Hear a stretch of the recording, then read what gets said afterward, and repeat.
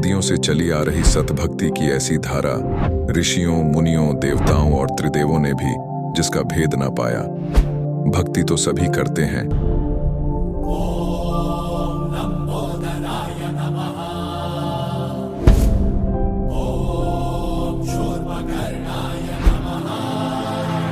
और हरदम यह सोच रहती है कि रहने के लिए आलीशान घर हो, घूमने के लिए बड़े बड़े पार्क हो, खाने पीने के लिए स्वादिष्ट भोजन हो, हम कभी बीमार ना हो, कभी दुखी ना हो और कभी भी ना मरे।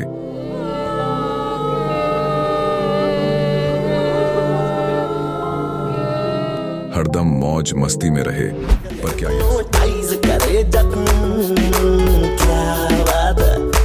पर क्या यह संभव है?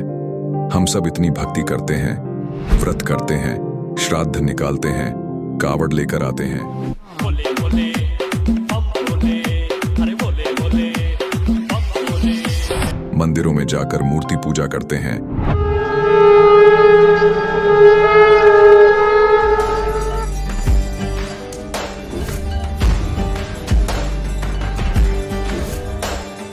भानुकोटिभास्वरं भवाब्धितारकं परं नीलकण्ठमीप्सितार्थदायकं त्रिलोचनं कालकालमम्बुजाशमक्षशूलमक्षरम्। चर्च में जाकर प्रेयर करते हैं,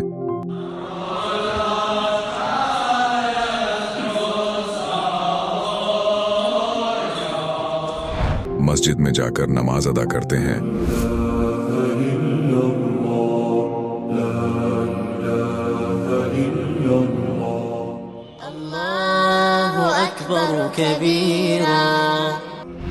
और गुरुद्वारों में जाकर माथा टेकते हैं,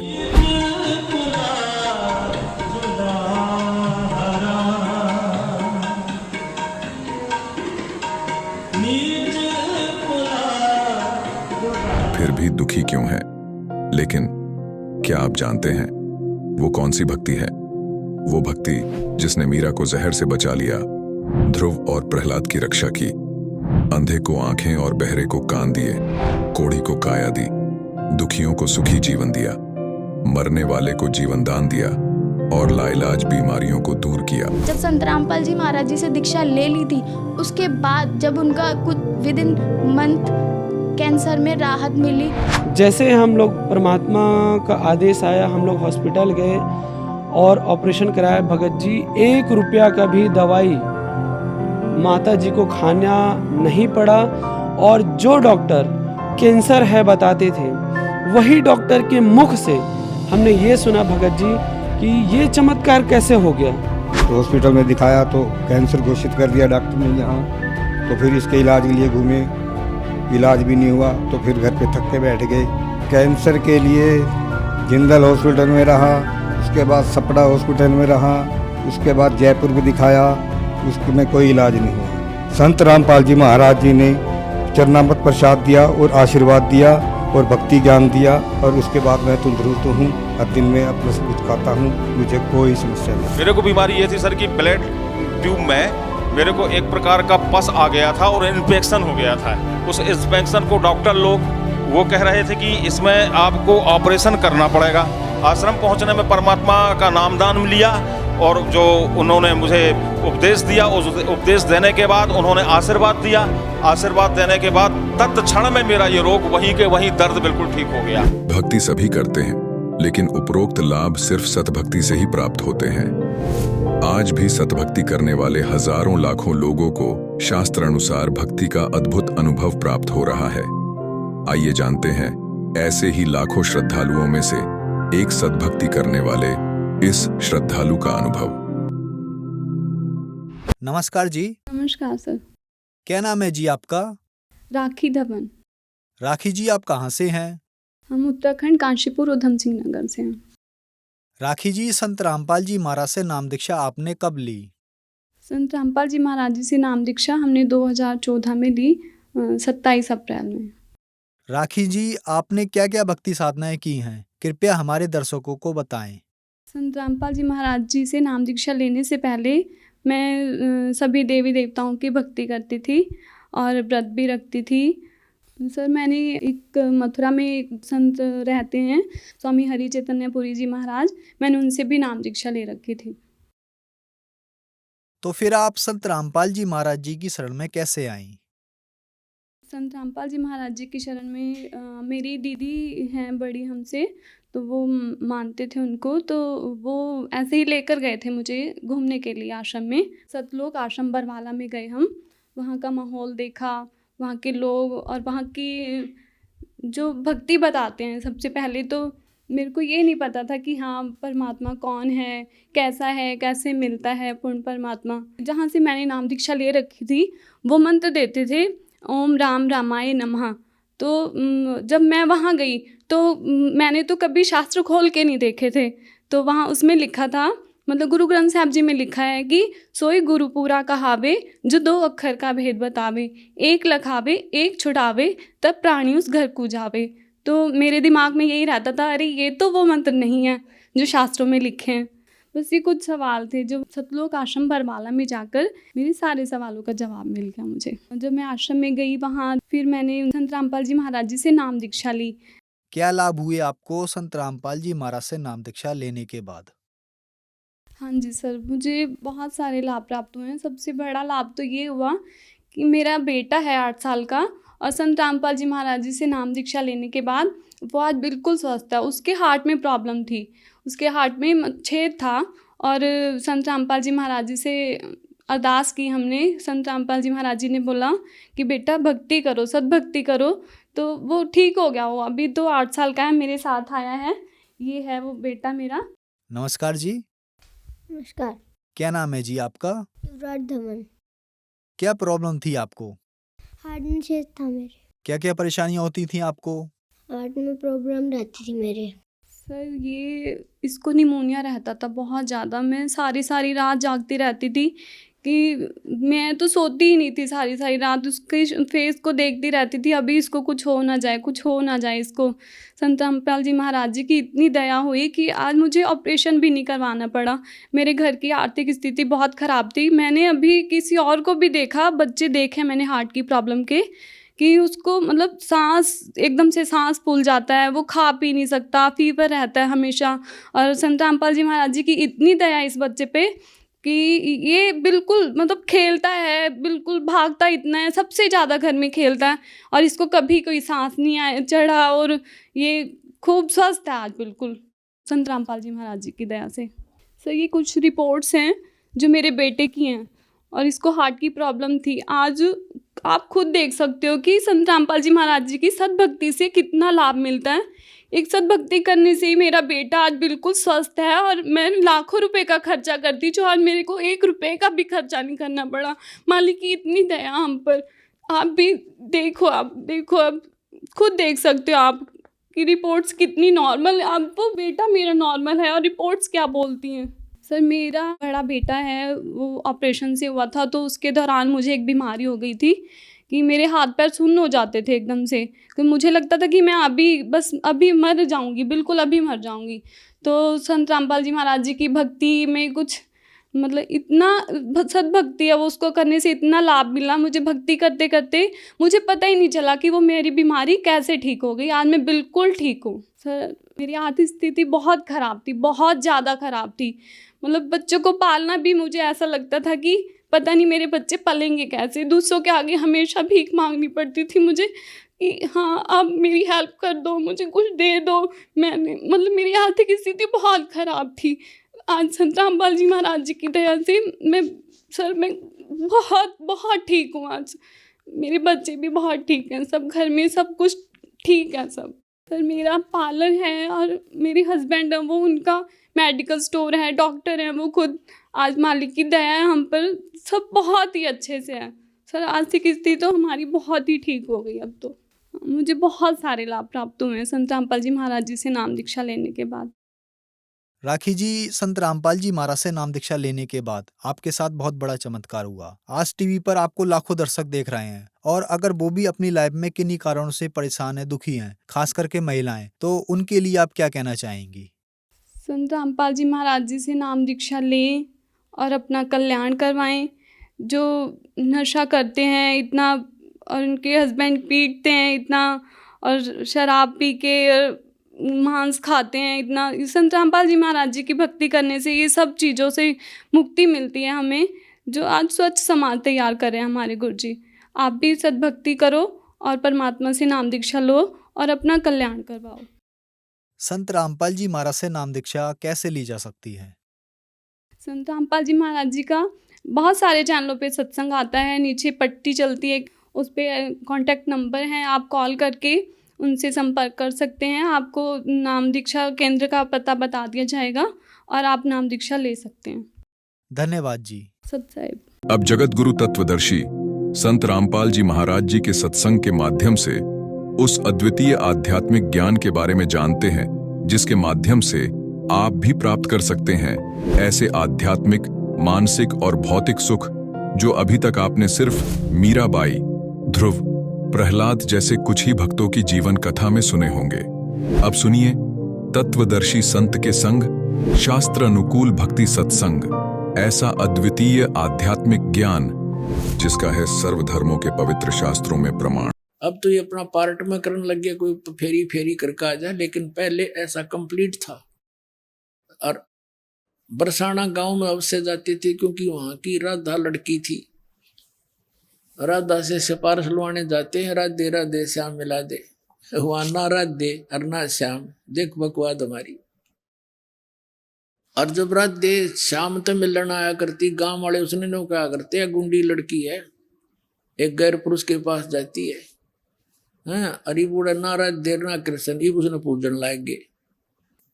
वो धर्मदास जी आंखों में आंसू भर के ऐसे रोवे जैसे बालक की माँ मर जाया करे, बालक से के माँ बाप मर जाए, ऐसा अनाथ महसूस कर रहा है अपने आप को। और मैं कितना नीच हूँ, भगवान सामने बैठे थे और देखो मैंने कैसे अपनी बकवाद से उनको खो दिया। अब वो कभी नहीं मिले, और वो मिले नहीं, और ये भक्ति में कर नहीं सकता, जीवन नष्ट हो गया भगवान मेरा। इस प्रकार वो चल पड़ा।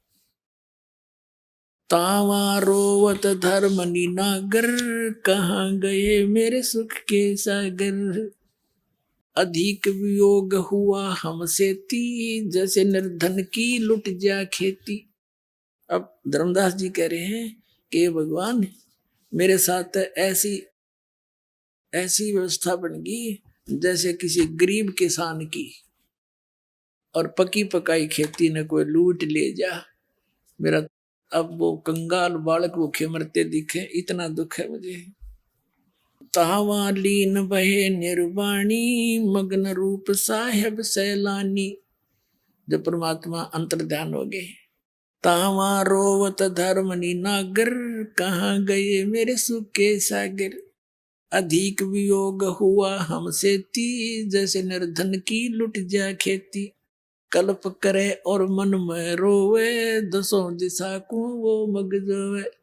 कभी ऊपर ने देखा, भगवान ऊपर तो नहीं है, कभी इधर देखा, साइड में तो नहीं छुप गए, कहीं बैक घूम कर देखा, मेरे पाछे तो नहीं खड़े हैं।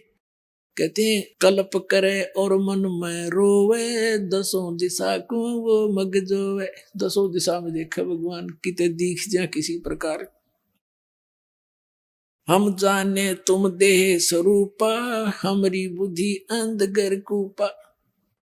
ये भगवान मैंने तो आपको अपने जैसा मान लिया था, जैसे धर्मदास जी को परमात्मा ने कहा था कि धर्मदास जैसी देह तुम्हारी है ऐसी देह मेरी नहीं है। और वो कहते मैं विदेह हूं। धर्मदास जी कहते हैं आपके दिख देही, और किस विद साहेब आप विदेही। तब कहा था नरक परख कर देख धर्मदासा, हार्ड चाम नहीं मेरा मासा।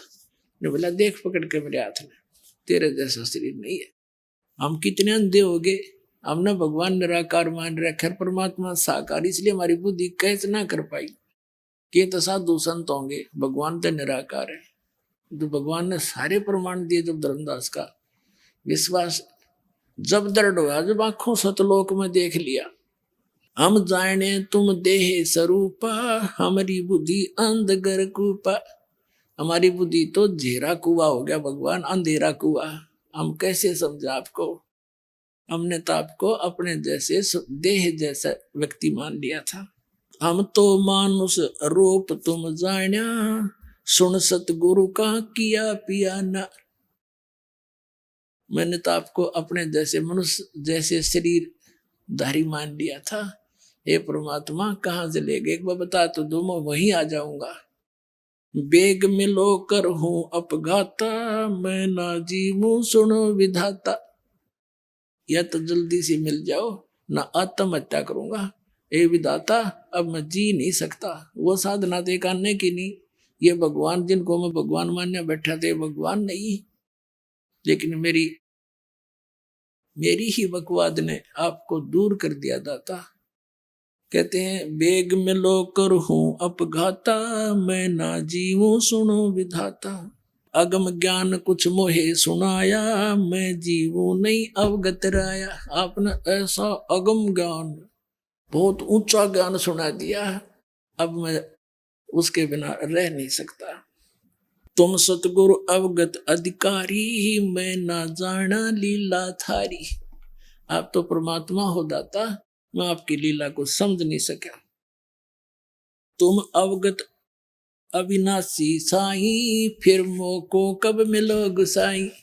कम से कम इतना समय बता दो कि आप मुझे कब मिलोगे, तब तक इंतजार कर लूं। अब थोड़ा सा वर्बली सुनाऊंगा। अब धर्मदास जी घर पर आगे, अपने घर बांधोगढ़ रोते रहते, बुरी तरह रोए। उसकी पत्नी ने सोचा, भगत जी ने तो अभी 2-3 महीनों माना था, अरे ये 10-15 दिन में वापस आएंगे, क्या बात है, रो क्यों रहे हैं। उनसे पूछा जी क्या बात है, क्यों रो रहे हो। और उस बोला नहीं था, जैसे आत्मा भड़का हो, जब जबान नहीं खुला करे कंठ भर जाता है, इतना बुरी तरह रो है।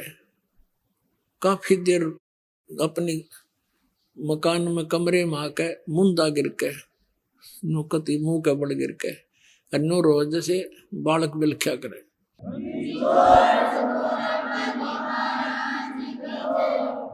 अब उसकी पत्नी भी बैठ कर रोने लग गई। कोई घनी खराब घटना घट गई भगत के साथ है। तो उसने अपने आप में मन में सोचा, आमिनी नाम था उसकी पत्नी का। उसने सोचा कि भगत जी का किसी ने कोई रास्ते का खर्चे के जो पैसे ले गया था दान धर्म के, वो किसी ने चुरा लिए और ये इसलिए वापस आ गया। ये धर्म कर्म का पक्का आदमी है, उसकी काली मान गया। और मैं भी थोड़ी कंजूस हूं, क्योंकि वो थोड़ी सी इस टाइप की थी। धर्मदास जी थे खुले हाथ के, धर्म करा करते थे, 10 रुपए लगाने होते तो 50 ला दिया करता। रिया नो क्या करती जी, धर्म भी हिसाब का होया करे, बालक भी पढ़ने हैं, जबकि धन का अंत नहीं था, इनका इतना धन था, पर कंजूस स्वभाव हमारा तो है ही अधिक, ऐसा है। तो उसने सोचा कदे ये इसलिए रो रहा हो, अभी मैं पैसे दोबारा मांगूंगा तो यार नाक चढ़ावेगी, इसलिए रो रहा हो कदे, और मेरे कारण इसका काम अधूरा रह गया और ऐसा बुरा हाल हो गया। तब उसने कहा, हे भगत जी, सेठ जी, भगवान ने आपका नरा धन दे रखा है, यदि किसी चोर लुटेरे ने आपका धन ले भी लिया होगा और ले जाओ, कोई कमी है आपके घर में, कोई बात ना, आप और ले जियो धन, आप अपना काम पूरा करके। वो अपने हिसाब से सोच कर उसको सांत्वना देना चाहती थी। काफी देर रो रहा के जब मन हल्का हो लिया, बोलन जोगा गला होया, तब लगा बताने कि आमनी यदि मेरा भौतिक धन नष्ट हो जाता तो कोई बात ना, मैं आपसे प्रार्थना करके जैसे तैसे अपना फिर काम कराता। आज मेरा वो धन खत्म हो गया, वो मुझे मिला नहीं और मैं जीव नहीं। फिर उसने आमिन जी के पूछने पर धीरे धीरे सारी कथा सुनाई।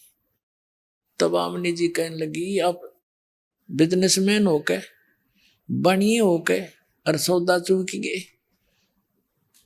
तो धर्मदास कहने लगा कि पहली बार गलती हुई है मेरे से यार, नहीं तो पहले तो जैसे कोई भी साधु संत आ गया उससे के चरण पकड़ने, दान देना, जो वो कहे वही सुन लेना, जहां कोई भी बता दे। पहले इस ज्ञान से पहले आप जहां भी गए हो, जिसने जो बता दिया वो सारी सच्ची मानी। और जब से ये ज्ञान आपके सामने किसी ने रखा, एकदम यू मन अड़ियल घोड़ा हो जाए, 100 ऑब्जेक्शन पैदा करेगा, ऐसे कैसे ऐसे कैसे। और पहले सारे अटपट सुन रहे, वो कैसे, वो काल प्रेरणा थी, और यहाँ काल के बैक लगे है गेर, तो यहाँ थोड़ी सी देर यू अटपट करे है, लेकिन इसका आगे के बसाओ भगवान के आगे इसकी। तो सारा कम बताने पर वो कहने लगा जी पहली बार धोखा खाया मैंने, इसलिए तो रो रहा हूं मैं। पहले तो सबकी मान्या करता और उनकी सारी बात सच्ची, और 2-3 बार मेरे साथ घटना घटी, फिर भी मेरा बुद्धिमानी है। अब आमनी देवी कहने लगी इतना निर्मल ज्ञान है, आप बताओ मेरे असर हो गया इस बात का, उनसे सुना हुआ, और उनसे मुंह से सुना होगा, आपका तो पत्थर के सारदे हो गया, फिर तो आपका असर नहीं हुआ। बोला असर तो हुआ था, पर बेरानी की बीमारी थी मेरे, फिर उक चुक हो जाती, कोई बात ऐसी निकल गई मेरे मुंह से, वो चले गए। अब वो मिला नहीं, मैं जीऊं को नहीं।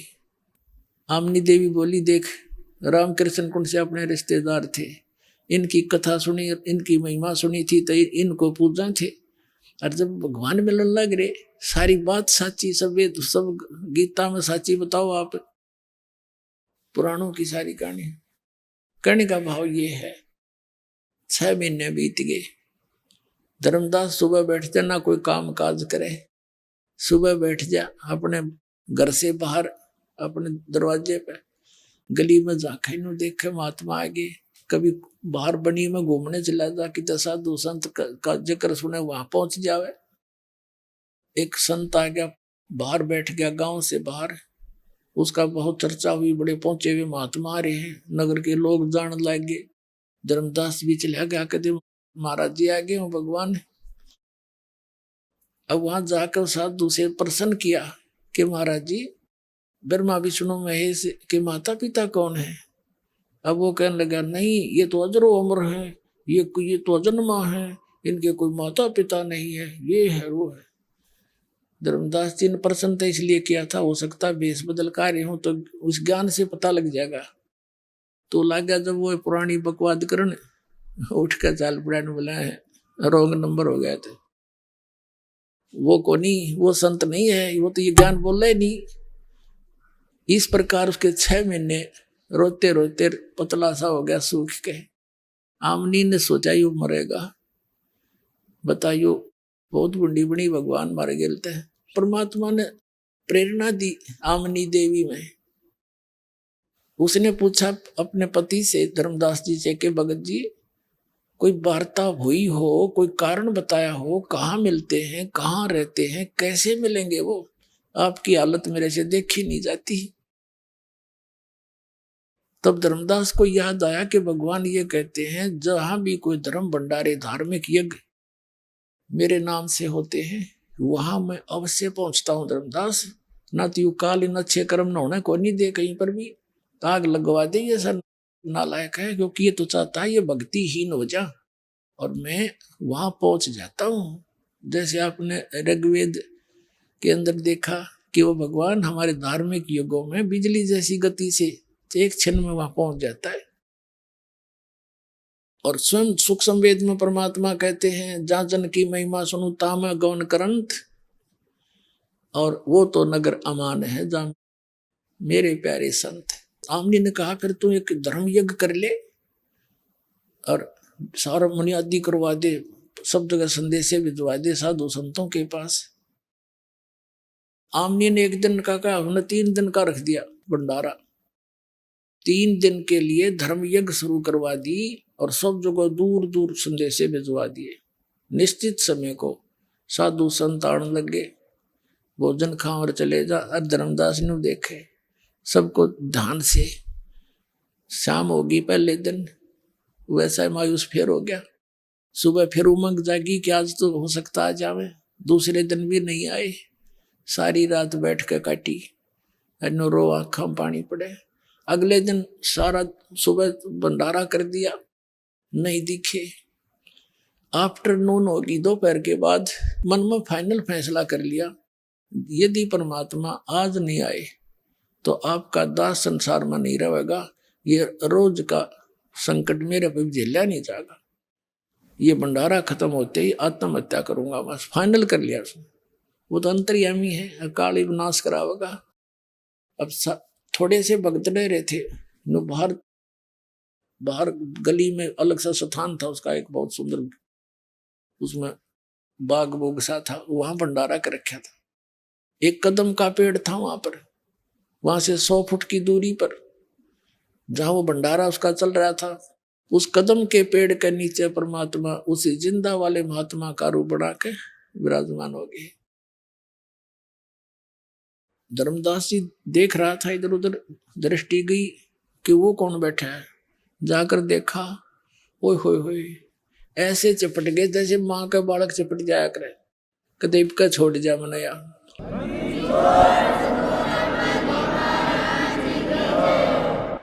रो अब बुरी तरह, हे भगवान गलती होगी, माफ करो मुझ नीच को, अक्षमा करना मेरे दाता। अब के जो तुम कहोगे सारी मानूंगा, आप घर पर चलो मालिक। तो परमात्मा ने कहा कि तू इनको सबने विदा कर दे, जितने रह रहे हैं इनका आगे मेरा जिक्र ना करिए। अब ये बताना नहीं, इनको बताना इसलिए नहीं चाह रहे थे परमात्मा कि ये 5-4 आड़े बैठ जाएंगे, फिर मैं कुछ कहूंगा ये उल्टा ठोक देंगे खूटा इसका, यानी इसको सिरे चढ़न नहीं देंगे ये नकली ज्ञान वाले। इसलिए कहा इन्हें तू डेगा सबने विदा कर दे, भोजन करा जो ऐसे भी कर रहा है। सारा फटाफट कर दिया, फिर 2 मिनट में चाह चढ़ गया और घर ले आया। अपनी पत्नी से कहता है, आज आमनी, आज मेरा वो धन मिल गया जिसकी मुझे तलाश थी। दामिनी ने परमात्मा को बैठने के लिए स्थान दिया, एक एक पैर पकड़ दिया दोनों ने। अब आमनी देवी कह रही है कि हे महाराज जी, आपका भगत तो बड़ी नरम आत्मा का था, आपके तरफ में ये तो बुरी तरह रोए गया, मैं सांत्वना देती रही, नहीं तो यू मर लेता। हे भगवान, इतना दुखी नहीं करना चाहिए था अपना आपका बच्चा, ये होगी थी गलती बच्चे पे। परमात्मा ने कहा, आमनी देवी बेटी, इसका लोहा गर्म कराया मैंने, जैसे पहले मैंने बहुत कुछ समझा लिया पर इसके अंदर काल विद्यमान था, अब इतना गर्म कर दिया, जैसे लोहे को गर्म पूरा गर्म कर दिया जाओ, फिर उसको चोट लगाई जाए तो जो कारीगर चाहता वो बना करे, और ठंडे लोहे का कितनी घण मार ले उसका कुछ नहीं बनता। अब इसका लोहा गर्म करा बेटी, मैं साथ था इसके, मरण दूं था मैं इसको। तब उन्हें तो ये वकील बन रहा था इस काल का, इसलिए आज यो सारी सुनेगा मेरी। धर्मदास जी बोला, जी कति सारी सुनूंगा, सारा ज्ञान फिर बताया मालिक ने। फिर लास्ट में ये क्या कहता है, हे महाराज जी, आपकी सारी बात सच्ची, एक बार वो आज तक किसी ने बताया नहीं, वो लोग दिखाई दो सतलोक आप जहाँ रहते हो, फिर तो मैं कति पक्का मान जाऊंगा। देख तेरा गजब भैया, हमारी सी बुद्धि हो रही है।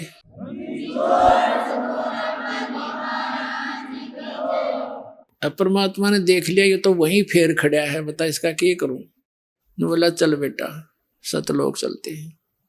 अब वो जब तो परमात्मा चले गए, फिर थोड़ी कुछ दिन के बाद धर्मदास जी ने देखा और ने बोला चल भाई सतलोक ले चलता हूँ। वह शरीर तो वहीं छोड़ दिया, ऊपर लेकर गए। अब जैसे राधा स्वामी धन धन सतगुरु सच्चा सौदा सरसाड़े और ये कबीर पंथी सारे नो कहे ऊपर सतलोक में तो प्रकाश ही प्रकाश है, चेतन ही चेतन है, और आत्मा उसमें ऐसे मिल जाती है जैसे बूंद समुद्र में।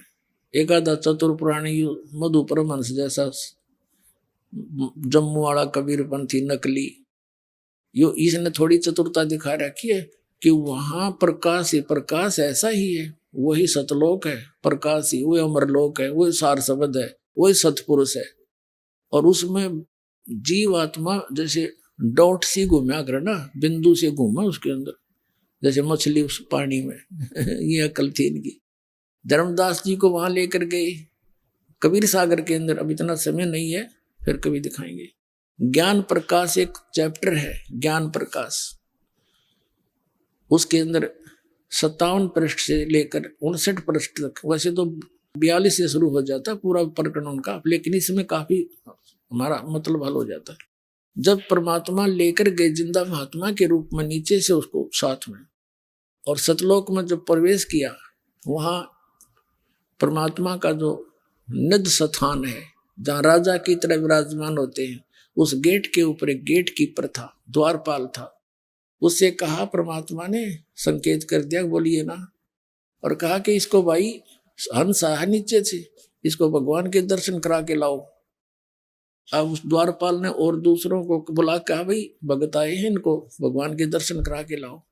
परमात्मा दूसरी साइड से जाकर बैठे उसी सिंहासन पर, पूरे सिर पर छत्र, सिर पर मुकुट और बहुत सुंदर सिंहासन, और भगत वहां सारे जितने भी हंस हैं मनुष्य सदृश है, नर और नारी रूप में है सब, लेकिन वो शरीर हाड़ चाम का नहीं है, वह जरा और मरण नहीं है, बुढ़ापा नहीं है। तो जाकर देखा धर्मदास ने कि ये है भगवान, अखा यही है, ये तो नीचे से मेरे साथ आए वही है, कि वही है, सारा कुछ यही है।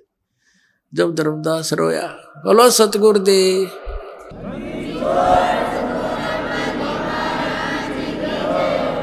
फिर धर्मदास जी को वापस छोड़ा। 3 दिन और 3 रात ऊपर घुमाते रहे। पीछे से धर्मदास जी को अचेत देख के रिश्तेदार इकट्ठे हो गए, झाड़े झपटे लगाने वाले बुला लिए, डॉक्टर वैद्य बुला लिए, किसी से कुछ नहीं हुआ। जब वापस आत्मा छोड़ी, धर्मदास जी में बैठे एकदम उठ कर खड़े हो गए। अब सारे देखे ये रिश्तेदार कैसे आ गए। तब उन्होंने बताया, आप अचेत हो गए थे, क्या हो गया था आपको, कहाँ गए थे। धर्मदास ने कहा कि क्या हो गया था। मैं फिर उसको ध्यान आया करो तेरे की, अगर वो वहां कोई भी ना मिलता, नौका न सचेत हो जाता, उन्होंने सोचा मैंने सपना आ गया, और तू उसने देखा क्या हो गया था मुझे, कि तू पता नहीं क्या हो गया था तेरे। तब उसको याद आया करो तेरे की, मैं तो ऊपर भगवान देखा, और उस परमात्मा ने कहा है काशी में रहता हूं मैं धानक दुलाए रूप में। वहां से चलकर फिर वहां पहुंचे, वहां देखे न्यो के न्यो चरणा में पड़ गए परमात्मा के। फिर परमात्मा बोले, भाई देख, नाम दूंगा तो नहीं सतनाम, और सार नाम भी दूंगा, पर और पूजा नहीं करेगा धर्मदास, और यहाँ ये गंदे लोग की इच्छा हटानी पड़ेगी। तब धर्मदास जी के बोले, महाराज जी जो तुम कहोगे वो ही करूंगा। क्या कहते हैं, भक्ति दान गुरु दीजियो देवन के देवाओ, भक्ति दान गुरु दीजियो देवन के देवाओ, जन्म पाया भूलो नहीं करहूं पद सेवाओ, जन्म पाया भूलो नहीं करहूं पद सेवाओ, भक्ति दान गुरु दीजियो देवन के देवाओ, जन्म पाया भूलो नहीं करहूं पद सेवा हो, तीर्थ बरत मैं ना करूँ ना मंदिर पूजाओ, तीर्थ बरत मैं ना करूँ ना देवल पूजाओ, मनसा वाचा कर्मणा मेरे और न दूजाओ, मनसा वाचा कर्मणा मुझे और न दूजाओ, भक्ति दान गुरु दीजियो देवन के देवाओ, भक्ति दान गुरु दीजियो देवन के देवाओ,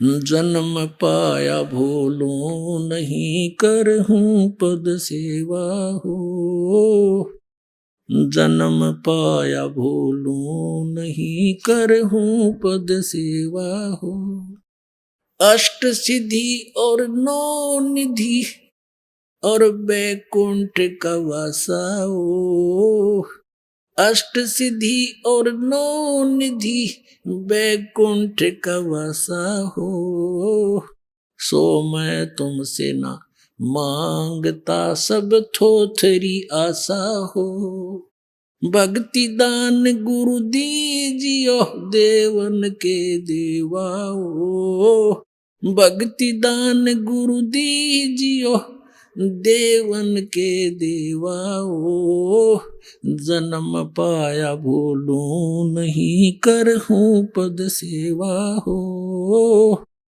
सुख संपत्ति परिवार धन और सुंदर नारी हो। सुख संपत्ति परिवार धन और सुंदर नारी हो। सपने में इच्छा नहीं करूं गुरु आण तुम्हारी हो। सपने में इच्छा नहीं करूं गुरु आण तुम्हारी हो। भक्ति दान गुरु दीजियो देवन के देवाओ। भक्ति दान गुरु दीजियो देवन के देवाओ। जन्म पाया भूलूं नहीं करहूं पद सेवा हो। धर्मदास की विनती समर्थ चत दीजो हो। धर्मदास की विनती समर्थ चत दीजो। ये आवण जावण नवार के अपना कर लीजो हो। ये जन्म मरण निवार के अपना कर लीजो हो। भक्ति दान गुरु दीजियो देवन के देवाओ। जन्म पाया भूलूं नहीं करहूं पद सेवा हो। सत साई।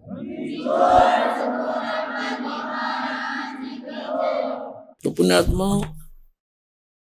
ऐसे भ्रम निवारण करते हैं परमात्मा अपने बच्चों का। एक व्यक्ति को इस मार्ग पर लाने के लिए अब परमात्मा ने कितना प्रयत्न करना पड़ रहा है। आज वही इस दास के साथ हो रहा है। 17 साल हो गए इस दास ने गला पड़ा लिया गांव गांव नगर नगर में जाके, पर हमारी कोई सुना नहीं था। पर दया होगी दाता की, वो ठीक का समय आ गया, पूरा विश्व पार होगा। और ये नकली संत मैदान त्याग किया तो पलायन कर जाएंगे ना, स्वीकार कर लेंगे सच्चाई को। वो दिन दूर नहीं है। बोलो सतगुरुदेव।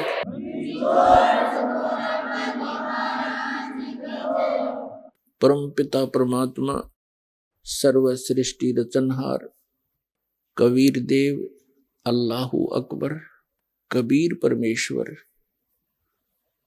ये हम सभी आत्माओं के पिता हैं, हमारे जनक हैं। इसी परमेश्वर के अंदर वो सर्वगुण विद्यमान है। तुमेव माता च पिता तुमेव, तुमेव बंधु च सखा तुमेव, तुमेव विद्या च द्रविणम तुमेव, तुमेव सर्व मम देव देव। ये वो परमात्मा है जो हमारे माता और पिता, भाई और बंधु और हमारा मूल धन यही है। परमात्मा हमें यहां इस काल के जाल में दुखी देखकर इस काल के लोक में आते हैं। उस समय हम काल भगवान, जिसे ज्योत स्वरूपी निरंजन भी कहते हैं, जिसको सरपुरुष भी कहते हैं, इसी को ब्रह्म भी कहते हैं। वास्तव में ये सरब्रह्म है। इसने अपने नकली संत भेज कर शास्त्र ज्ञानहीन संतों के द्वारा पूरे विश्व को यथार्थ भक्ति विधि से दूर कर दिया गया होता है। अब ऐसा ये काल भगवान क्यों करता है? ये हमें ऐसे मिसगाइड क्यों करवाता है? ये एक बहुत लंबी कथा है, धीरे धीरे आपको सुनाएंगे, क्योंकि एक ये पहला स्थान है विश्व में जहां सत्यनारायण कथा सुनाई जाती है। सत्यनारायण का अर्थ है अविनाशी परमात्मा। सत्यनारायण, सत साहिब, सत्य पुरुष, ये कौन भगवान है? सत्यनारायण। अभी तक हम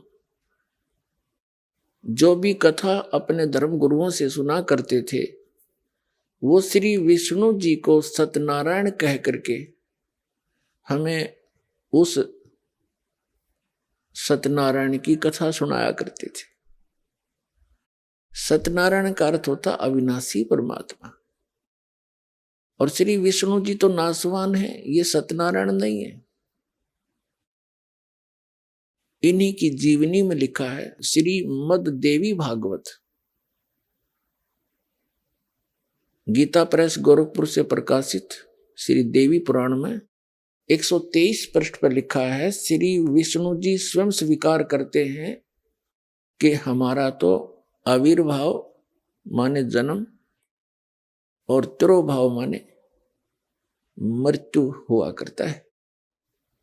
हमारा तो जन्म और मृत्यु होता है, हम नित्य नहीं हैं। तो ऐसा ज्ञान जो हमें सुनाते थे कि श्री विष्णु जी अजरो अमर हैं, ये सत्यनारायण है, वो लोक वेद था, दंत कथा थी, शास्त्र विरुद्ध ज्ञान था। तो पुण्यात्माओं, अब ये शास्त्र अनुकूल यथार्थ ज्ञान इस बरवाला आश्रम के अंदर सुनाया जाता है। और जो पुण्यात्मा प्रथम बार यहाँ आते हैं किसी भाई बहन के कहने से, तो उसको प्रथम बार सब ऊट पटांग सा लगता है, क्योंकि हमें भी ऐसा ही लगा था। इसको धीरे धीरे दृढ़ता के साथ, विश्वास के साथ सुनता रहे, एक दिन ये सत्य ही रह जाएगा, बाकी जो ज्ञान आपने सुन रखा है वो समाप्त हो जाएगा। कोई भी ज्ञान है जो हमने बहुत वर्षों से सुना, वो घर कर गया, चाहे अज्ञान ही था। इसी प्रकार ज्ञान जब रह रह कर सुनेंगे तो ये अज्ञान हटाकर अपना स्थान बना लेगा।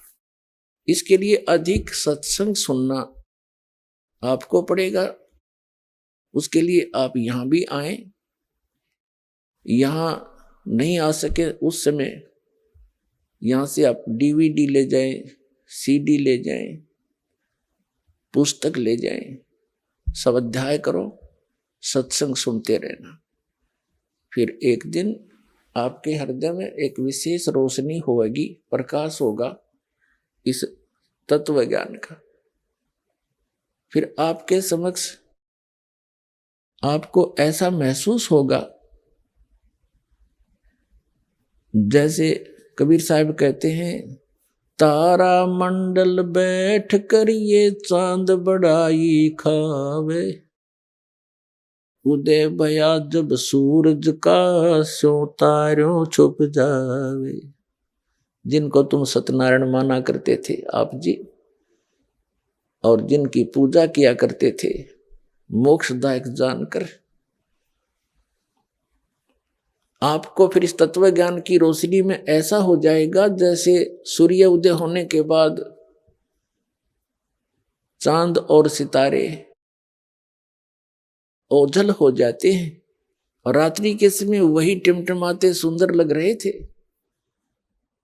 अब वो विद्यमान भी हैं, लेकिन उनका अस्तित्व नहीं रहा, यहाँ उनका औचित्य समाप्त हो गया सूर्य के प्रकाश में।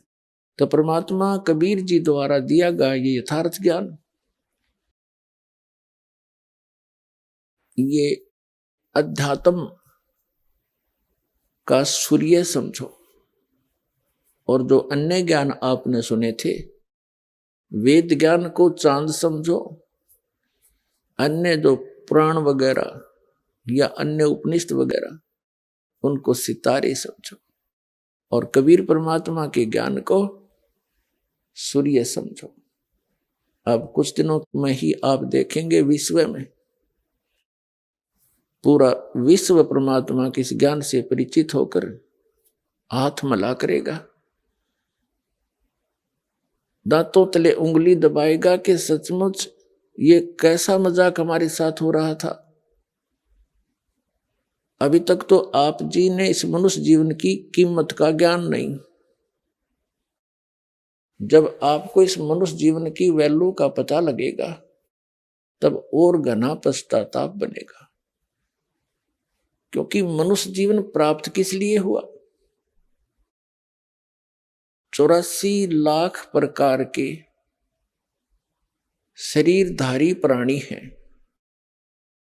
उनमें से मानव शरीर सबसे भिन्न है। इसके अंदर हम इतनी बुद्धि रखते हैं, समय पर खाना खा सकते हैं। प्राकृतिक आपदाओं से बचने के लिए हम झोंपड़ी डाल सकते हैं, शेड डाल सकते हैं, मकान बना सकते हैं।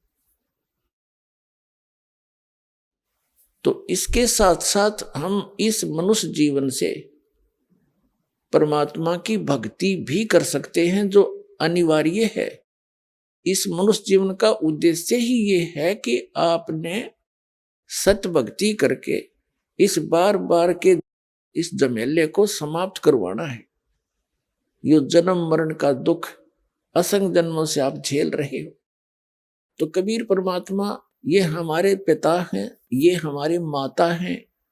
इन्होंने अपने वचन से हम सबको प्रकट किया था। हमने वहां सतलोक में जहां हम रहा करते थे और वहां से हम यहां आ गए। ये एक लंबी कहानी है, सुनाएंगे आपको।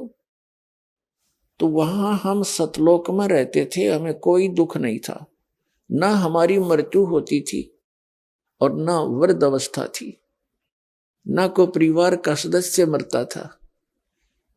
तो वहां परम सुख है। उस परम सुख को हम अपनी नादानी के कारण, अपनी गलती के कारण छोड़ आए और हम यहां इस काल भगवान के साथ आ गए। जब तक हमारे पुण्य हमारे साथ रहे, जो हम सतलोक के अंदर पुण्यों से परिपूर्ण थे, और वहां से हम नीचे आ गए, तो इस काल भगवान ने हमारे साथ धोखा किया। इसने ऊपर स्वर्ग आदि बना करके अपना रेस्टोरेंट चला रखा है। पुण्यकर्मी प्राणी वहां रखे जाते हैं, उनकी पुण्यों पर टैक्स लगाया जाता है 10%, कहीं 15%, कहीं 25%, जैसी भी सुविधा आप वहां चाहोगे। और फिर जब उसका धन, वो पुण्य समाप्त हो जाए, भक्ति धन, फिर उसको उस होटल से बाई फोर्स बाहर फेंक दिया जाता है। पहले उसको अलर्ट कर दिया जाता है कि तेरा इतना समय शेष है, उस दिन आप चले जाइए। बुद्धिमान निकल लेते हैं। निकल कर कहाँ जाते हैं? संस्कारवश फिर नरक में भी जाना पड़ता है। संस्कारवश फिर पुनर्जन्म यहाँ 84 लाख योनियों का भी उसको प्राप्त होता है। तो हम पहले इसने स्वर्ग में रखे ऊपर स्वर्ग, और एक इसने ब्रह्मलोक बना रखा है। उस ब्रह्मलोक के अंदर इसने सतलोक की नकली रचना करवा रखी है अपनी माया से, दुर्गा से। उसमें नकली सतलोक, डुप्लीकेट अलखलोक, फिर नकली अगमलोक और नकली अकयलोक की वहां एक झूठी रचना करवा रखी इस जीव को भ्रमित रखने के लिए। वो सब इसके होटल हैं। और हम सब पुण्यों का नाश करके फिर नीचे पटक दिए जब हम भक्तिहीन हो गए। तो परमात्मा ने दया करी हमारे ऊपर, इस काल को विवश कर दिया कि एक मनुष्य जीवन इन प्राणियों को अवश्य देना पड़ेगा इसको।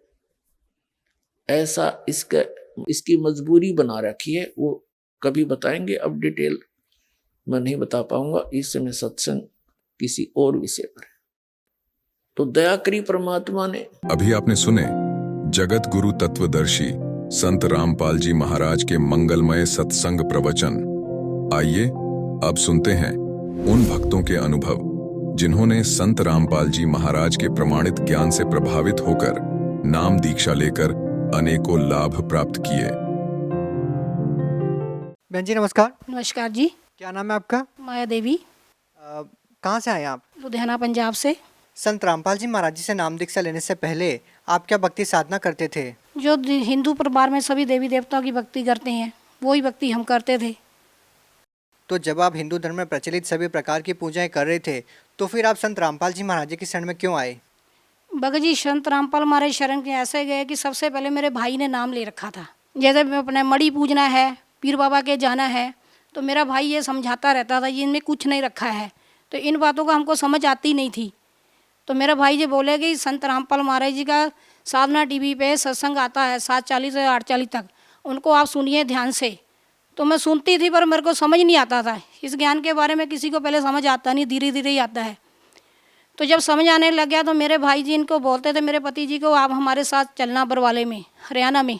तो मैं बोल देती थी कि हरियाणा हमारा कौन है, तो हमको कभी हम हरियाणा गए नहीं है बरवाले में।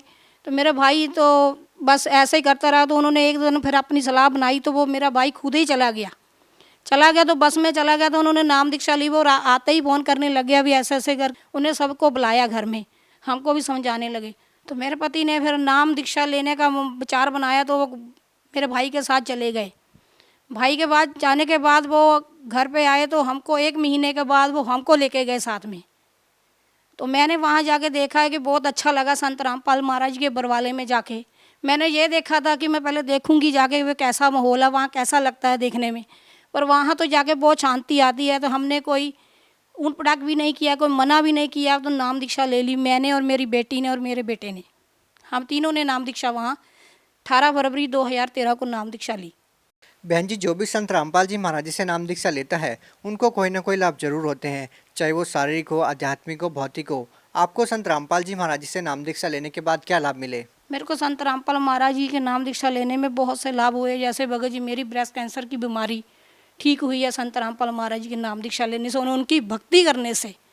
मैंने 2-3 साल से ये मेरे ब्रेस्ट में इधर गांठ थी, तो मैंने अपने पति से बोला कि इधर मेरे गांठ है तो आप दिखाइए। ये बोल देते थे दिखाते हैं। और आगे वाली ब्रेस्ट पीछे को अंदर जाने लग गई, तो दर्द भी था, तो गांठ ज़्यादा ही बढ़ गई थी। वो पीछे गच में चली गई थी, तो निप्पल भी आगे वाला पीछे को चला गया था। तो मैंने डॉक्टर से जाके हम लोगों ने दिखाया।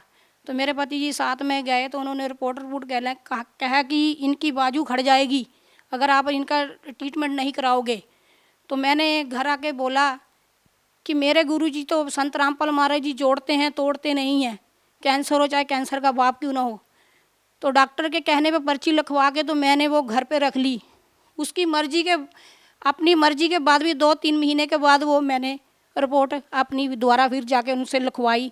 फिर मैंने रिपोर्ट अपनी बड़े बड़े हॉस्पिटलों में जाके अपना ट्रीटमेंट करवाना शुरू करवाया। जब डॉक्टर ने ये भी बोला था कि इनका बाजू खड़ जाएगा, वो कोई काम नहीं कर पाएंगे, तो हाथ खड़ जाएगा, उखड़ जाएगा, तो काटना ही पड़ जाएगा, पता नहीं शायद।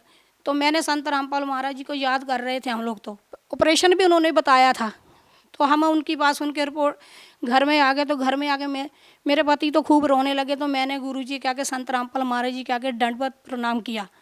तो मैंने गुरुजी से आगे प्रार्थना लगाई कि हे संत रामपाल महाराज जी आपकी भक्ति कर रहे हैं, फिर तो ऐसा होना नहीं चाहिए। परमात्मा आप ही अब देखो, आप ही कुछ कर सकते हो, हमारा तो और करने वाला भी कोई नहीं है।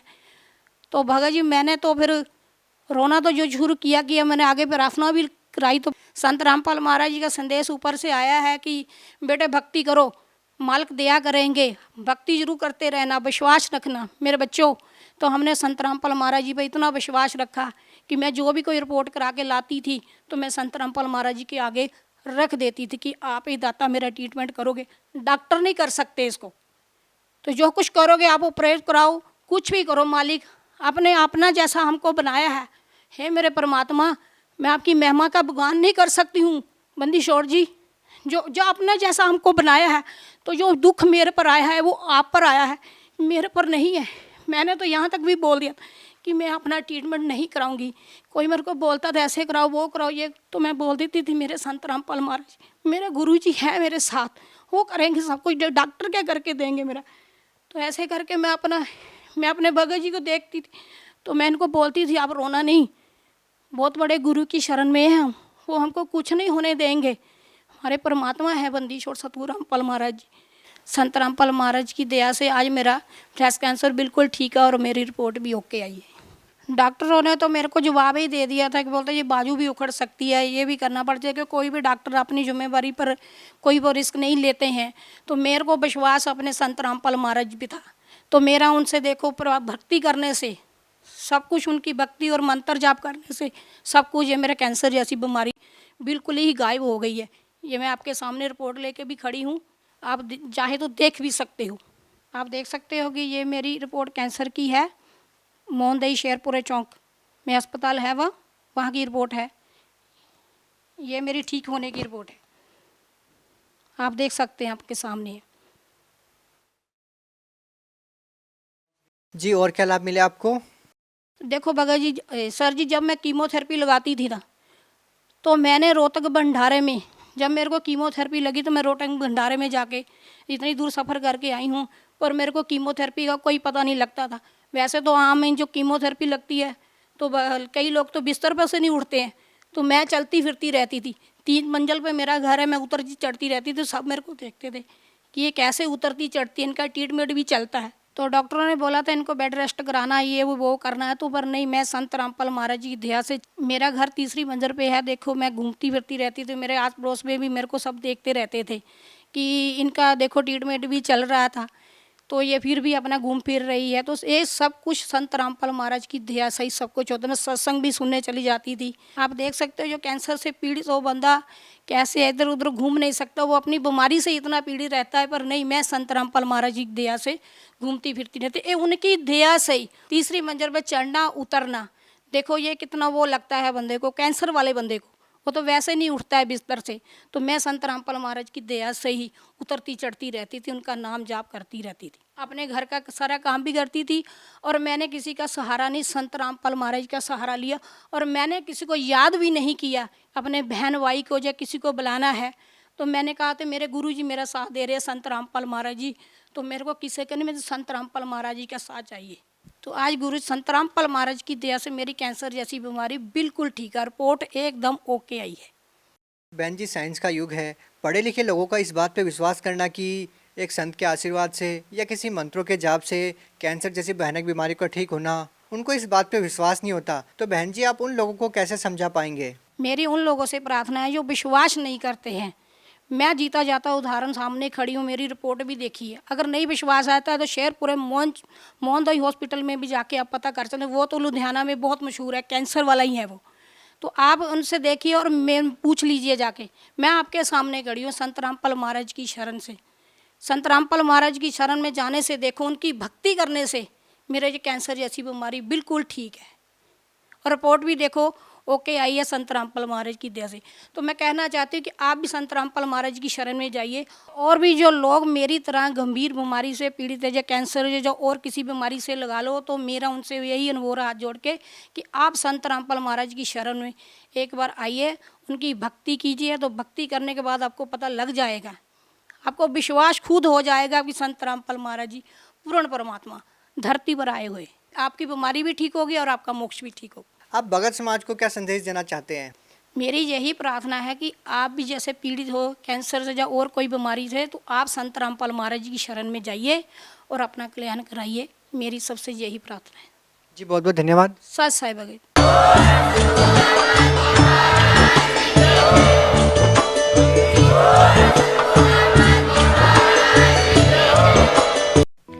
आप सुन रहे थे जगत गुरु तत्वदर्शी संत रामपाल जी महाराज के मंगल प्रवचन।